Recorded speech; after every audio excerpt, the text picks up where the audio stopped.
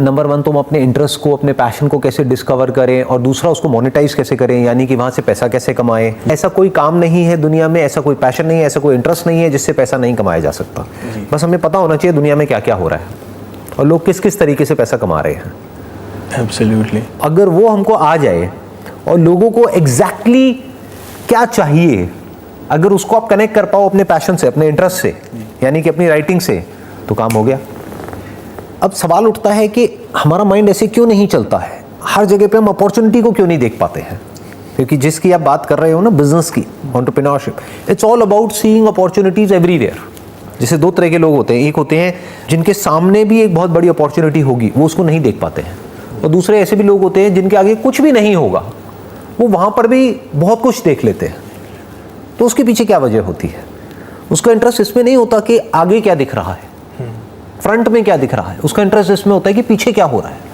That should matter, yeah. For example, Amazon से आप order करते होगे कुछ ना कुछ, अमेजोन से, फ्लिपकार्ट से, तो कभी सोचा है कि उस पे ये जो लाखों प्रोडक्ट्स हैं, उसको बेचने वाले लोग कौन है, कहाँ से आते हैं? क्या वो सब सिर्फ बड़ी बड़ी कंपनीज हैं या आपके जैसे ही लोग हैं? जी। हो सकता है कोई आदमी ध्यान तक नहीं देगा, लेकिन मेरा दिमाग ऐसे ही चलता रहता है। ऑल्दो मेरा इंटरेस्ट नहीं है बिजनेस में, क्योंकि मेरा इंटरेस्ट इस काम में ज़्यादा है। So you are getting where I am coming from. For example, मैं अपने घर के लिए अभी कुछ फ्लावर पॉट्स होते हैं वो ऑर्डर कर रहा था जी। तो मेरा एकदम से इंटरेस्ट आया, मैंने कहा यार ये इसमें है क्या, प्लास्टिक का ही तो है, ये 2000 का क्यों है, और उसी से मिलता जुलता एक और है जो 500 रुपए का है जी। तो क्या गेम चल रहा है? और फिर मैंने देखा कि जो 2000 वाला है उसके ऊपर रिव्यूज हैं 500। तो इसका मतलब क्या है, अगर 500 रिव्यूज हैं तो जो भी खरीदता है हर कोई रिव्यू तो नहीं देता है, तो इसका मतलब वो कम से कम भी नहीं तो 5000 बार बिक चुका है। कि आपका दिमाग ऐसे चलना चाहिए कि एग्जैक्टली आपको समझ आना चाहिए कि कौन बंदा क्या कर रहा है और किस लेवल पे कर रहा है। वहाँ से दिमाग खुलने लग जाता है, वहाँ से चीज़ें समझ आने लग जाती है। That is the beginning of entrepreneurship. जो सर नॉर्मल ट्रेंड है, कोई भी बिजनेस अगर शॉप खोल रहे हैं शायद हम, तो ऐसा होता है कि ओपनिंग के डे पे जो भी रिलेटिव्स है, फ्रेंड्स है, वो लोग आएंगे, हम ओपनिंग रखेंगे, और फर्स्ट टाइम उन लोगों ने शर्म में या just to make us feel good वो लोग खरीद लेते हैं। पर अगर एक्चुअल कन्वर्जन की बात करें तो ऐसा नहीं होता कि उनकी लॉयल्टी होती है अपने बिजनेस के प्रति। तो उसी दिन का अगर हमको टारगेट रखना है कि शायद मेरी ग्रोसरी का शॉप है फॉर एग्जांपल, और मुझे उस दिन 50,000 का तो सेल्स करना ही है, तो how to be prepared to just reach the sales target on the opening day. आप अपने रिलेटिव्स के बेस पे या फ्रेंड्स के बेस पे या जिन लोगों को भी आप जानते हो उसके बेस पर कोई बिजनेस नहीं कर सकते। एब्सोल्युटली। इनफैक्ट वो लोग आपको बिजनेस में आगे नहीं बढ़ाते हैं बल्कि रोकते हैं। मैं ठीक कह रहा हूँ, गलत कह रहा हूँ? Spot on sir. या उनका काम क्या होता है कि जैसे जो रिश्तेदार होते हैं, जो रिलेटिव्स होते हैं और होते हैं, वो आ करके अपने कमेंट्स दे करके चले जाएंगे आपके घर वालों को। हो सकता है आपको भी ना डायरेक्टली बोले, बट आपके फादर के माइंड में कुछ डाल के चले जाएं, कह रहे ये क्या काम करवा दिया, ये कोई काम है करने वाला, इसमें कुछ नहीं होने वाला, अरे हमारा वो था उसने भी ऐसे ही किया था, उसका कुछ नहीं हुआ, इसका भी कुछ नहीं होगा। तो उनका क्या काम है? काम खराब करना। तो आप गलत तरह से सोच रहे हो as far as marketing your business is concerned. Okay जी। आपकी विजन ये नहीं होनी चाहिए कि मेरे को एक ही दिन में 50,000 की सेल निकालनी है। एक दिन में चाहे कुछ भी सेल नहीं निकली क्या फर्क पड़ता है, एक हफ्ते में कुछ नहीं निकली क्या फर्क पड़ता है। मेन है कि अगले एक महीने में या एक साल में आप क्या करने वाले हो। Okay, that is important. ये अगले 2 साल में क्या करने वाले हो, 3 साल में या 5 साल में, अगर आपका कोई लॉन्ग टर्म प्लान है तो, लॉन्ग टर्म विजन है तो जी। अब वो कैसे होगा? वो रिलेटिव्स के बेस पे तो होगा नहीं, क्योंकि आपकी तरक्की देख करके उनको कौन सा मजा आने वाला है। सोचने वाली बात है। अगर आपके घर में जो गाड़ी खड़ी है वो उनकी गाड़ी से बड़ी है तो उनको खुशी होगी या उनको दुख होगा? अंदर ही अंदर जेलसी होगी, क्योंकि जेलसी हमेशा हमको अपनों से होती है, परायों से थोड़ी होती है। जी। आपको मेरे से जेलसी होती है क्या? नहीं होती। बट यही मैं आपका सगा भाई हूं तो होगी या नहीं होगी? तो उनके बेस पर कभी भी कोई प्लान मत बनाओ। That plan is bound to fail. तो प्लान कैसे बनाओ कि मैं अपने ग्रोसरी का स्टोर खोल रहा हूं। तो अब ग्रोसरी के इंडिया के अंदर लाखों स्टोर्स खुले हुए हैं, आपका स्टोर उन सबसे कैसे अलग होने वाला है? Okay, that needs to be thought about. क्या कुछ अलग है या आप भी वही कर रहे हो जो सब कर रहे हैं? अगर वही कर रहे हो जो सब कर रहे हैं तो कंपटीशन दबा के होने वाला है। और आजकल तो कंपटीशन सिर्फ ऑफलाइन से नहीं है, ऑनलाइन से भी है। आप भी जब कुछ खरीदने जाते हो तो आप ये भी देखते हो कि ऑनलाइन कितने का है, क्या डील मिल रही है, यस, ऑफलाइन कितने का है। तो you need to think about कि भाई मैं क्या अलग करने वाला हूँ। अब वो दिमाग कैसे खुलता है लोगों का? जैसे ज़्यादातर लोग जो बाहर ट्रैवल करते हैं, जैसे आपने भी पढ़ाई बाहर से करी हुई है। जी सर। कहाँ से करी हुई है आपने? I think Australia and UK. हाँ, ऑस्ट्रेलिया से और यूके से करी हुई है। जी सर। तो वहाँ पे आपने ऐसा बहुत कुछ देखा होगा जो अभी तक इंडिया में नहीं हो रहा है। जैसे इंडिया में जो कॉन्सेप्ट शुरू हुआ है ना 24/7 का, हाँ, कि बहुत सारे ऐसे ग्रॉसरी स्टोर्स खुल गए हैं जो 24 घंटे खुले रहते हैं, यस, या सुबह मान लो 7 बजे से रात को 11 बजे तक खुले रहते हैं। यस। तो ये कॉन्सेप्ट कहाँ से आया, ये आइडिया कहाँ से आया लोगों के माइंड में? कहीं ना कहीं बाहर कोई गया होगा, उसने देखा कि अच्छा वहाँ हो रहा है तो इंडिया में क्यों नहीं हो सकता। यस, तो उन्होंने दिमाग लगाया, यहाँ पे किया, अब वो मॉडल सक्सेसफुल हो गया क्योंकि अब वो कुछ ऐसा कर रहे थे जो और कोई नहीं कर रहा था। ओके। जब सारे स्टोर बंद हो जाते हैं तब भी कुछ स्टोर्स खुले रह जाते हैं, तो अब उनको एक एडवांटेज मिल गया है। तो that is like a USP, that is called unique selling preposition. जैसे आप अहमदाबाद में रहते हो, राइट? जी।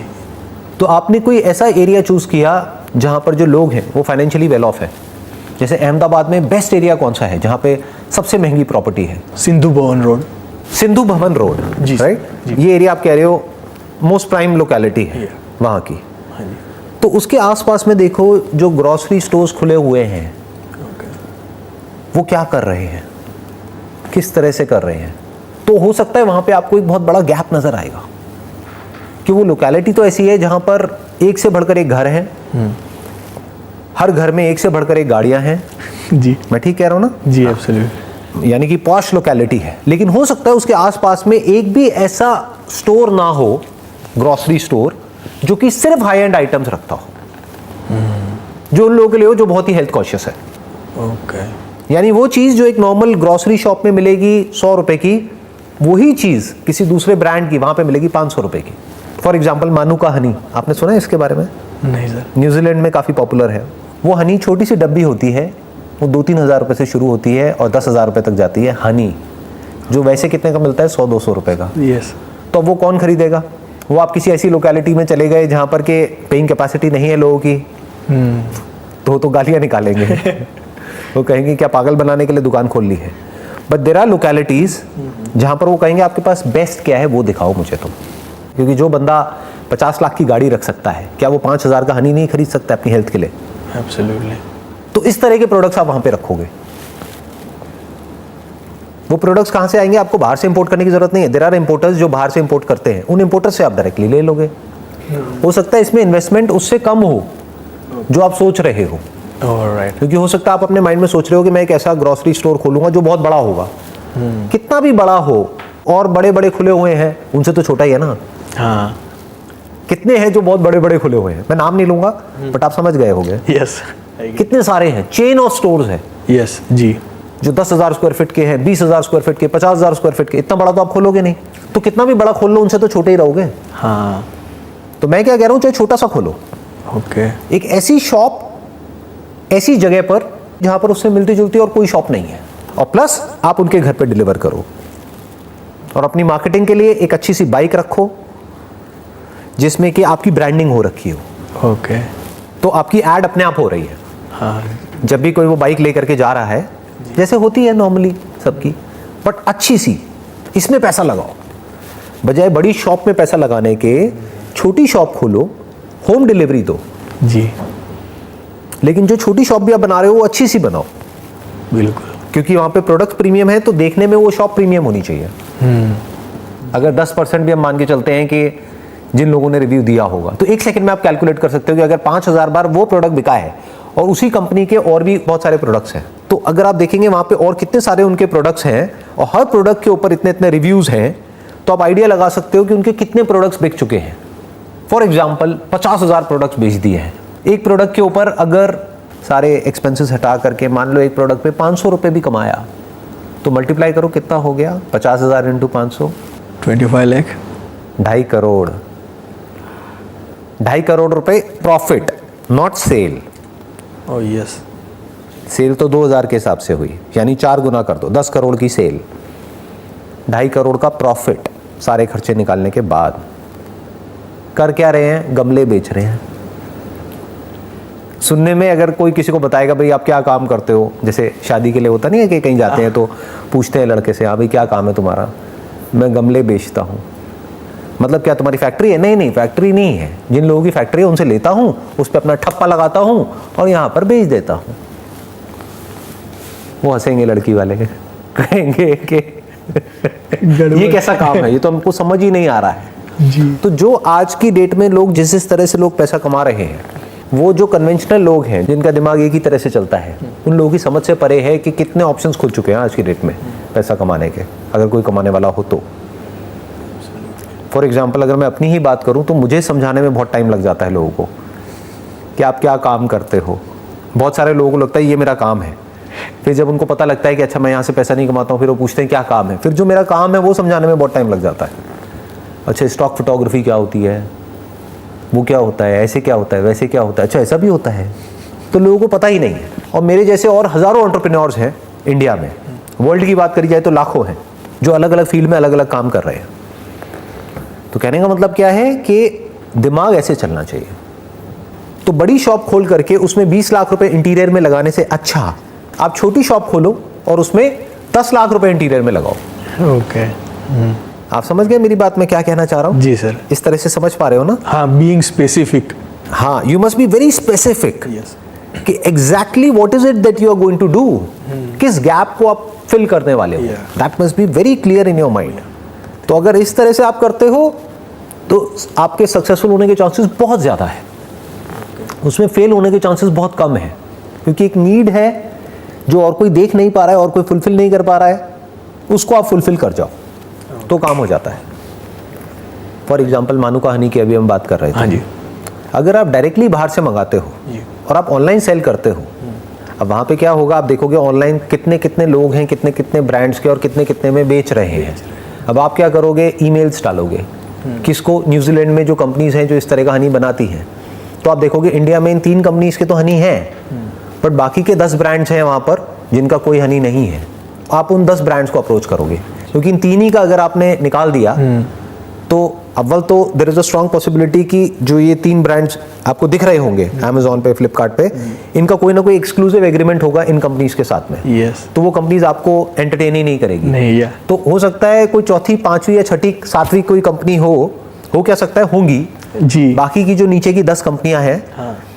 वो वेट कर रही होंगी कि वो किसी तरह से अपने प्रोडक्ट को इंडिया में मार्केट कर सके, बट कोई इंडिया से उनको अप्रोच ही नहीं कर रहा है। सब उसी टॉप 3 में फोकस्ड है। और इंडिया के लिए क्या टॉप 3 और क्या टॉप 10? अगर मैं कोई XYZ ब्रांड का नाम आपको बताता हूं वहां का, आपको कैसे पता कि वो ब्रांड वहां का नंबर 1 है, नंबर 2 है, नंबर 10 है? हाँ, जो पिक्चर हम समझे मेरी बताएंगे बात? वही दिखेगी। How do people know in India कि which is the best brand of New Zealand?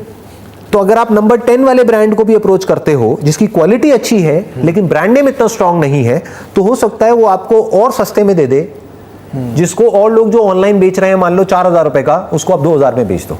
इसको बोलते हैं मार्केट डिसरप्शन। आपको सीखना पड़ेगा कि अमेज़न पे या फ्लिपकार्ट पे या कहीं पर भी मार्केटिंग कैसे करते हैं। जी। मतलब वहां पर भी आप एड्स रन कर सकते हो।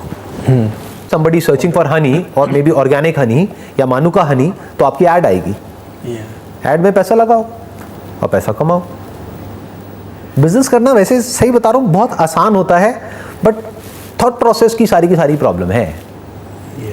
ऐसे बहुत सारे एजेंट्स हैं जिनका काम ही यही है। वो क्या करेंगे, आपने उनको बताया कि मेरे को इस कंपनी से, एक बार आपकी डील फाइनल हो गई ऑनलाइन मान लो ईमेल के थ्रू, फिर आपने इस कंपनी को बोल दिया, इस एजेंट को बोल दिया कि अब मेरे को इतनी क्वांटिटी यहाँ से यहाँ पर चाहिए, तो बाकी सारा काम उनका है, उनकी हेडेक है।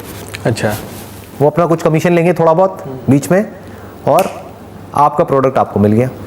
हाँ, तो आप फोकस कर सकते हो हाउ टू सेल, क्योंकि वो लाने का हेडेक आपको नहीं इंपोर्ट रहेगा। करने का सारा हेडेक आपका है ही नहीं। वो किसका है, एक एक्सपर्ट का, जो बंदा उस फील्ड में एक्सपर्ट है, यस। जिसका काम ही यही है। तो वो पूरा हेडेक उसका हो गया। हाँ जी। बनाने का हेडेक उस कंपनी का हो गया। आपका हेडेक क्या है, आपके घर में प्रोडक्ट आ गए, छोटे छोटे से डब्बे हैं, मान लो शुरू में आपने ज़्यादा नहीं 20 ही मंगाए, ओके, और 1,000 रुपए का एक पड़ा, तो कितने का हो गया, 20,000 रुपए की इन्वेस्टमेंट हो गई। अब आपकी सेलिंग स्किल्स और मार्केटिंग स्किल्स यहाँ पर काम आएगी। अगर आप 20 बेच सकते हो तो आप 200 भी बेच सकते हो। 200 बेच सकते हो तो 2000 भी बेच सकते हो, और एक प्रोडक्ट बेच सकते हो तो दूसरा भी बेच सकते हो। तो कितने ऑप्शंस खुल गए, वायबिलिटी बहुत ज़्यादा हो गई, और बहुत ज्यादा एक्सपोजर भी एकदम। और ये सब जो मैं बातें कर रहा हूँ ना, ये कोई थ्योरेटिकल बातें नहीं है, लोग ऐसा कर रहे हैं इंडिया में।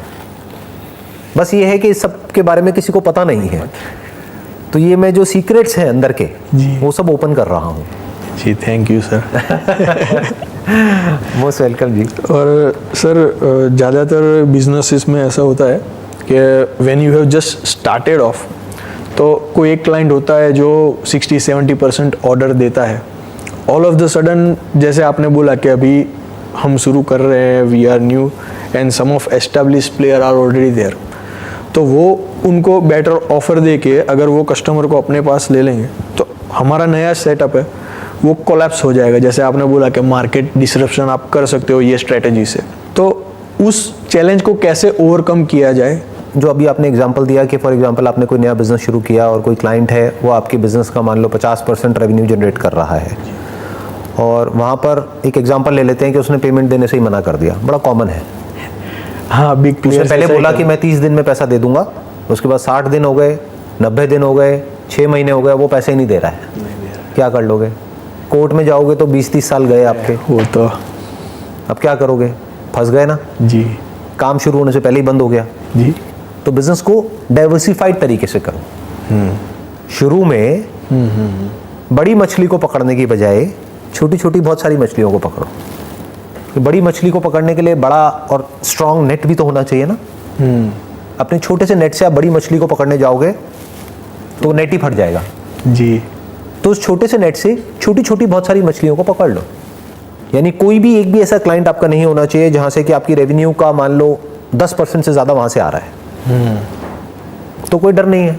डूबा भी तो कितना डूबा, 10% डूब गया, कोई बात नहीं, क्या हो गया, बाकी का 90% तो चल रहा है ना, मैनेज हो जाएगा। तो ऐसे काम करो ही मत। ओके, इनिशियल डेज में, इनिशियल में मत करो। जब आपके पास फंड्स हो, मान लो बिजनेस करते करते आपको 1-2 साल हो गए हैं, आप बड़ों को अप्रोच करो ना, और ये सोच करके करो कि अगर मेरा पैसा डूब भी गया तो मुझे फर्क नहीं पड़ता, उतने का ही मैं रिस्क लूंगा। जिसने भी बिजनेस करा होगा वो समझता होगा इस रियलिटी को कि बहुत सारे लोग ऐसे हैं जो प्रॉपर एथिकल वे में बिजनेस को नहीं करते हैं इंडिया में, क्योंकि लोगों के अंदर अभी भी लॉ एंड ऑर्डर का कोई डर नहीं है। नहीं है, बिल्कुल जी। तो वो क्या करेंगे, वो आपको अटकाने की कोशिश करेंगे। ओके। इसको टिपिकल यहाँ पे लैंग्वेज में बोला जाता है, बिजनेस की लैंग्वेज में इंडिया में, नीचे लगाना सामने वाले को। हाँ, मतलब आपको कहेंगे पेमेंट आपकी कहाँ जा रही है, 30 दिन में हम दे देंगे ना।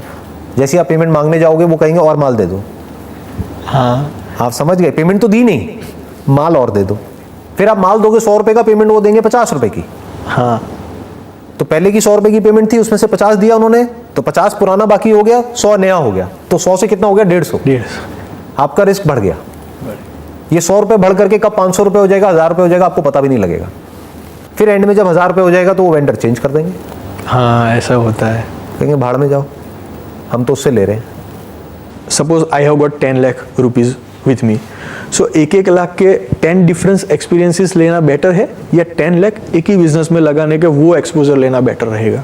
1-1 लाख 10 बिजनेस में आप लगाओ, वो बेटर है। अच्छा। और ऐसा सोचो ही मत शुरू से कि मेरे को 10 बिजनेस करने पड़ेंगे 1-1 लाख रुपए के। आप ये सोच करके करो कि मैं 1 लाख में एक बिजनेस कर रहा हूँ, मेरे पास में 10 लाख रुपए है और इस बिजनेस को मुझे इस लेवल पे ले जाना है कि यहाँ से मेरे पास में 1 लाख मैंने लगाया, 10 लाख आएगा, फिर उस 10 लाख को मैं री इन्वेस्ट करूंगा। फिर मैं 20 लाख पे जाऊंगा, 50 लाख पे जाऊंगा, फिर उसको री इन्वेस्ट करूंगा, फिर मैं 1 करोड़ पे, 2 करोड़ पे, 5 करोड़ पे जाऊंगा। ऐसे सोचो, क्योंकि 10 लाख आपके पास में अगर है और आप 1 लाख लगा करके एक बिजनेस कर रहे हो तो 1 लाख का 2-3 लाख तो वैसे ही हो जाएगा। आप एस्टिमेट करोगे 10 लाख का, एक्चुअल में जब करने जाओगे तो पता लगा 20 लाख लग गया, 30 लाख लग गया, फंस गए। यस। तो 9 लाख को साइड में रखो, सिर्फ 1 लाख रुपए लगाओ। अब वहां पे एक प्रॉब्लम क्या आएगी कि हमारा दिमाग कैसे चलता है कि 1 लाख में बिजनेस कैसे होगा। अरे नहीं, ऐसा नहीं है। 1 लाख बहुत बड़ा अमाउंट होता है एक बिजनेस को करने के लिए। It's all about how you are doing it, not what you are doing it. जी, ये पॉइंट इंपॉर्टेंट है, मैं दोबारा बोलूंगा। It's all about how you are doing it, not what you are doing. लोग ये समझते हैं business is all about what needs to be done, क्या करूं क्या करूं क्या करूं। अरे करने को तो बहुत कुछ है, कुछ भी कर लो, कैसे करोगे, दैट इज मोर इंपॉर्टेंट। जैसे मैंने अभी कोई भी नई बात नहीं करी, ऐसी बात नहीं करी कि आप वहां चले जाओ, यहां चले जाओ, ये कर लो, वो कर लो, राइट।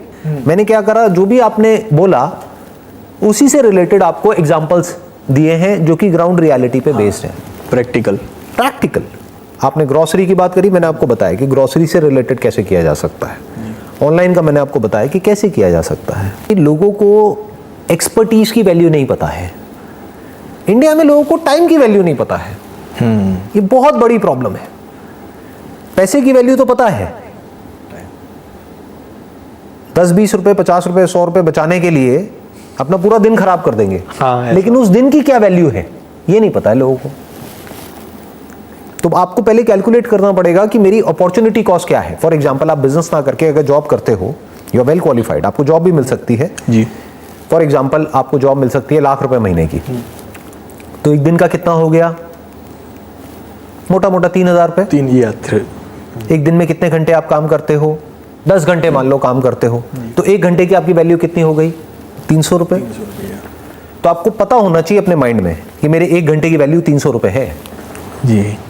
तो वो हम कैलकुलेट नहीं करेंगे। हम क्या देखेंगे, अच्छा सामने वाला जो बंदा है ना, अगर मैं इस एजेंट को हायर करता हूं, ये मांग रहा है एक प्रोडक्ट के ऊपर 200 रुपए, और ये बहुत ज्यादा है, मैं उससे नहीं करूंगा, मैं तो खुद ही कर लूंगा। उस चक्कर में आप अपने 2 महीने खराब कर दोगे। तो 2 महीने खराब करने का मतलब क्या हुआ? 2 लाख खराब कर दिए जी। इससे बेटर क्या था, उस बंदे को वो कितना मांग रहा था, कमीशन वमीशन सब मिला करके 5,000 रुपए, 10,000 रुपए। नहीं, मैं उसको नहीं कमाने दूंगा, सारा मैं खुद ही कमाऊंगा। ये बड़ी गंदी सोच है लोगों की थिंकिंग। उसके लिए आप फिजिकली मेंटली फ्री होने चाहिए, तभी तो आप सोच सकते हो व्हाट्स नेक्स्ट। वो सोचने के लिए पहले आपका माइंड फ्री होना चाहिए छोटे छोटे चिंदी कामों से।